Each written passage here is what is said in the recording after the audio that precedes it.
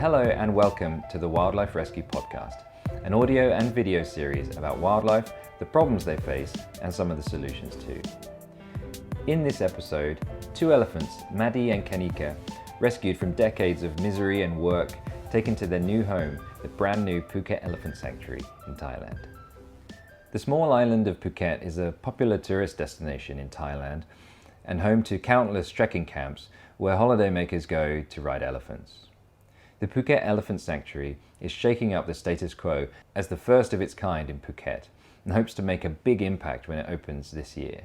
Last month, they rescued their first two elephants. Phuket Elephant Sanctuary is Phuket's first elephant sanctuary, created as a partnership between Mr. Montri Toddan, ex-owner of an elephant camp, and two NGOs, Ears Asia and Save Elephant Foundation of the famous Elephant Nature Park in Chiang Mai. And normally, I'm the first to say that the world doesn't need new sanctuaries. There are so many already doing great work around the world. I meet a lot of people who want to open their own sanctuary, and quite often this is not the best use of everyone's time and money. But Phuket Elephant Sanctuary is aiming to do something different.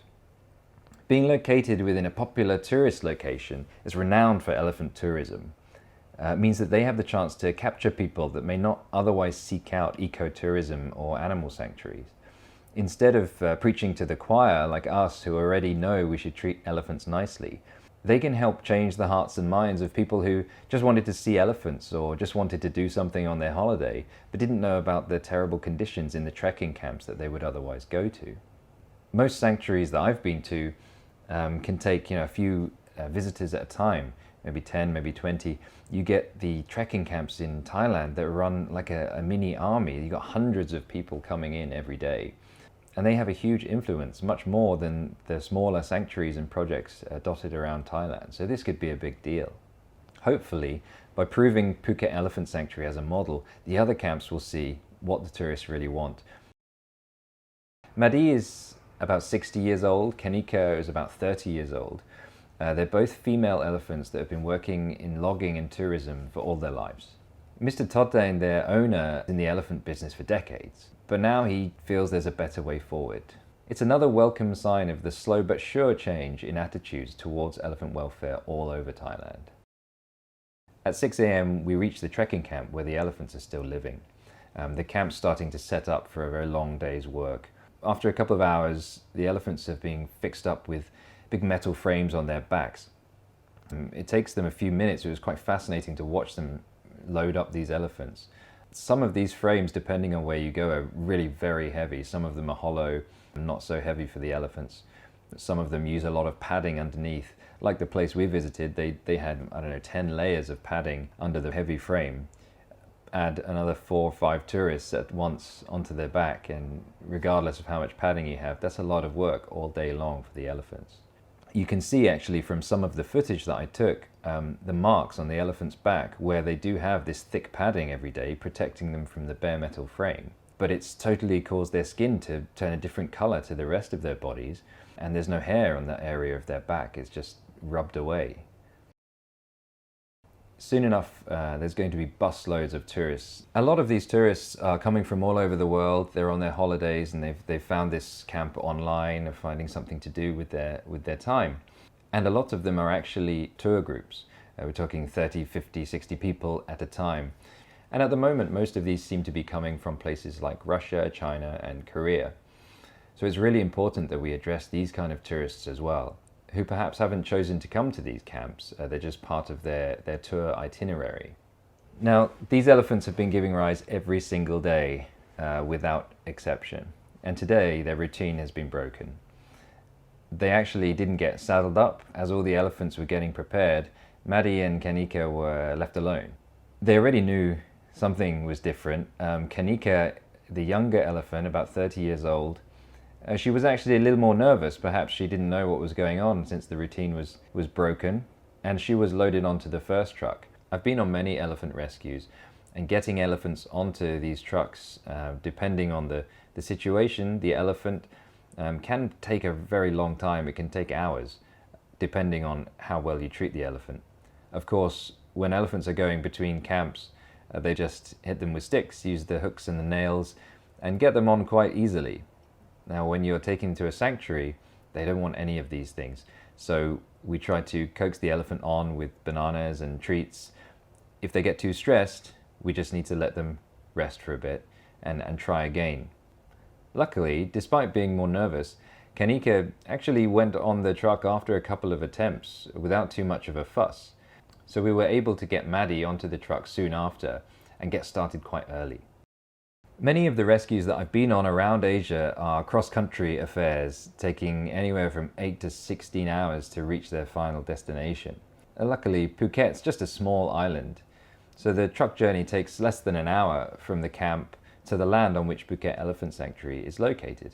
Although it's not a very long journey for the elephants, the process of loading and unloading is very stressful for them.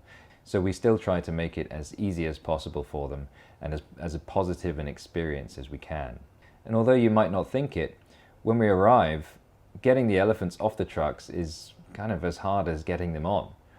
Every elephant's different, and surprisingly, Maddie this time, who was the more relaxed, was much more suspicious of where she was going than Kenika. Kenika wandered straight off the truck, ate some fruit, and off into the fields. Maddie took a good 5 minutes of coercing to get off the truck. She really didn't want to. And it's no surprise. I mean, for the last 60 years, Maddie has been moved from place to place. And it's probably every time she gets off a truck, she's gone into a worse situation than before, or, just as bad. So it's not surprising that she doesn't really want to get off and see what her new situation entails.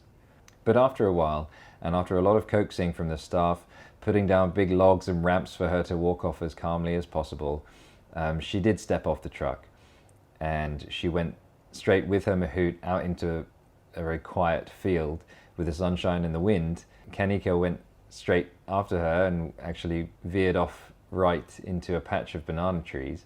And that was basically it. It was the first hint of their new lives. And at this point, they probably still don't know what to think. One of the mahouts is a very old Thai man who'd been working with elephants for all his life. He was a very cool looking guy in his sunglasses and in his sun hat. And he led Maddie out into the field. Louise Rogerson, who's the founder of Ears Asia, and Lek Chaliat, who's the founder of Save Elephant Foundation, were both here for the first rescue of Phuket Elephant Sanctuary. And they were observing as the mahout took Maddie out into the field for the first time. He took Maddie out into the field, and then he started to tug on the chains that were around her neck. Now these elephants are chained 24 hours. Whenever they're not giving rides to tourists, they're chained by sometimes 4 feet, sometimes 1 foot, depending on the elephant and the person looking after them. Now, when they're moving, they carry these chains around their necks. They're pretty heavy for humans to carry, so they let the elephants do the work. I didn't know what he was going to do. Perhaps he thought he was still going to chain Maddie up somewhere. But, I mean, that guy, he's been doing it for years. And despite never having seen a true sanctuary, he already knew what he was doing. He knows those elephants. He knows what they can and can't do, and how they think. And he pulled the chains off her neck, and he let her go. She immediately started dusting herself down. She's ripping big chunks of grass out of the field and throwing mud all over herself. Kenika was still wandering off in the banana trees somewhere, eating as much as she could, which is great to see. Some elephants take a long time to sort of settle into their new lives. One of the elephants I was with wouldn't even eat without being told to. So to see these elephants already know that they're able to sort of do what they want was fantastic to see. We followed them for a bit. We kept our distance, watched them eat and carry on sort of playing in the mud. It was still a bit tentative, and the mahouts were still close by. Don't forget, these elephants have just had a very stressful couple of hours being transported here, so they still may be a bit stressed, and we don't want to bother them too much. Kenika was still a bit nervous, and they actually kept a drag chain on her. Now, a drag chain is a short chain attached to one of the elephant's legs that will just drag behind them. It's not attached to anything. It's just in case anything happens, the elephant charges or causes some damage, they can hold onto the chain to slow them down. I've seen cases before where some elephants, they had their chains removed immediately after rescue, and they just didn't know what to do with themselves. It must be quite disconcerting to to have this chain removed after 60 years that's been on your leg. For some elephants, perhaps it's a massive release, and for others, they're not sure what to do. So they kept this drag chain on Kenika for a couple of hours before it was removed, and she had calmed down and realized that she was in a very nice place. People do tend to think that you release these animals, you set them free, or you put them into a beautiful environment, and they're happy, bang, just like that. These animals have personalities and they have minds of their own, and you need to make sure each one of them is comfortable. Luckily for Kenika, after a couple of hours, she was comfortable. I've seen elephants that it's taken days before they were comfortable to have their chains off. So it's not as easy as you might think. It's not just the elephants that have the challenge of adjusting to this sanctuary life. The mahouts give up a certain level of control that they're used to over their elephants. They're used to telling their elephants what to do 24 hours a day, and when they're not, they're chained up and they can't do anything. At a sanctuary, they need to learn the new limits of what these elephants are free to do. And of course, these limits are as small as possible. They're not wild elephants, and it's unlikely that any captive elephants in Thailand could be released back to whatever forest is left there. Like most of the other rescued animals that I meet, it was humans who got them into this situation. And now it's we humans' responsibility to give them as good a life as possible, since they can't go back to the wild. And that means they still do need limits. But instead of being told when to eat, where to stand, when to sleep, when to move, those limits are much broader and are basically limited to don't damage any humans or buildings.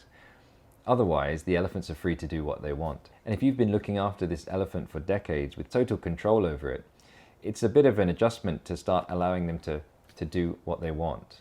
So it takes a little time for these mahouts to adjust to the new way of life, essentially letting the elephants be their own boss and only intervening when there's danger. One of the mahouts seems to find it a bit difficult to give up control on that first afternoon. He was repeatedly calling Maddie from across the water where she had gone to destroy a whole bunch of trees.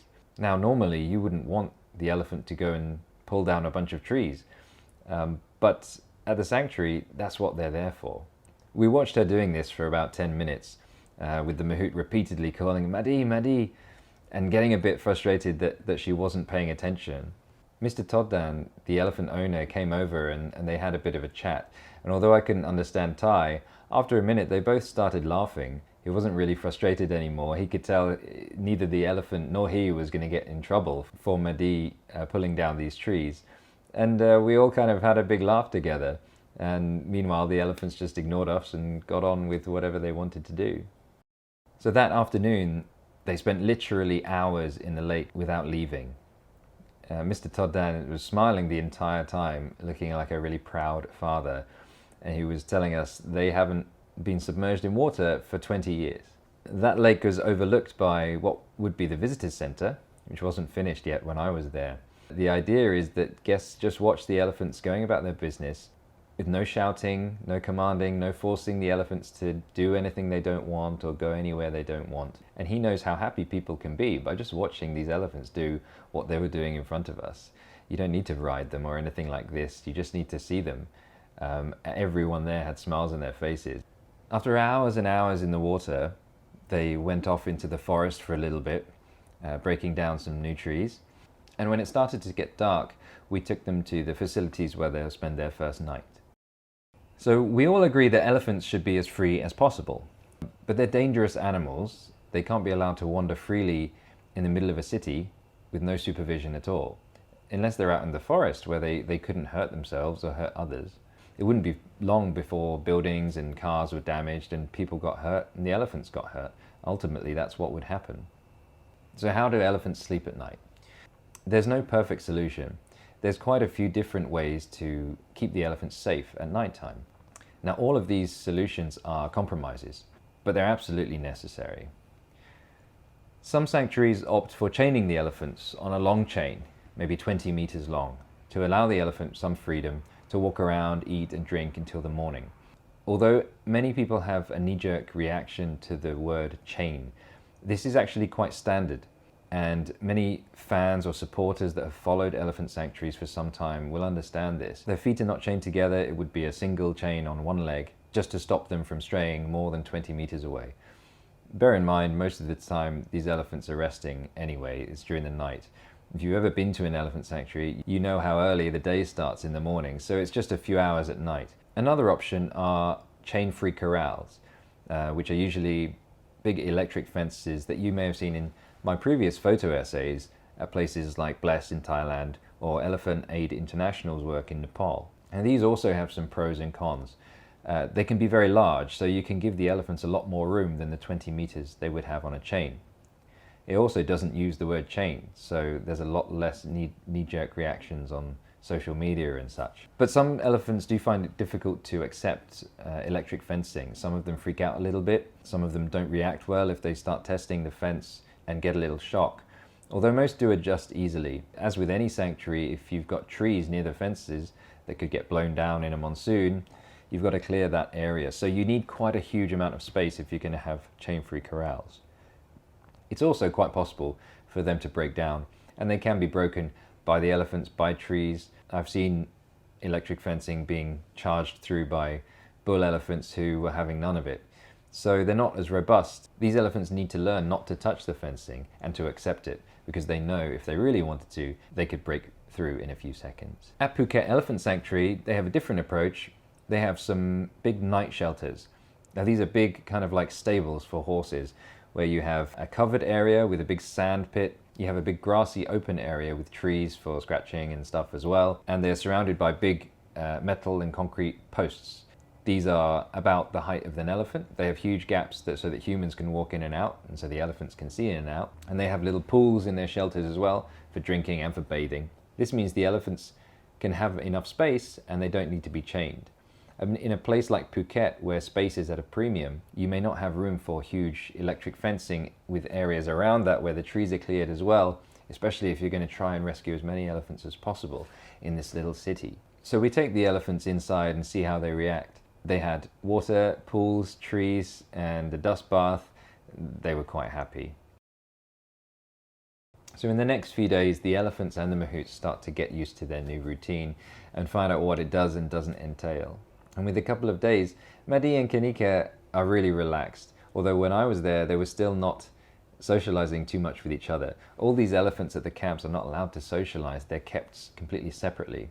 But within 5 or 6 days, they'd kindled this kind of friendship, and now they're absolutely inseparable, following each other around the forest, into the pools. They don't go anywhere alone now.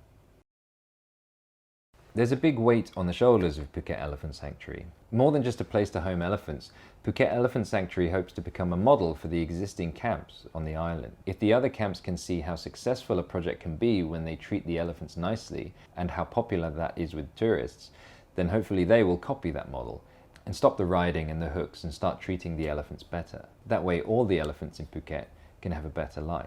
And this means that everything needs to be in place to make sure that visitors from all over the world can learn how elephants should live, regardless of the language they speak and read. So those tourists from Russia, China, Korea, Japan that we mentioned before, Phuket Elephant Sanctuary aims to make sure that everyone of any culture or language is given the chance to understand how elephants should really be treated.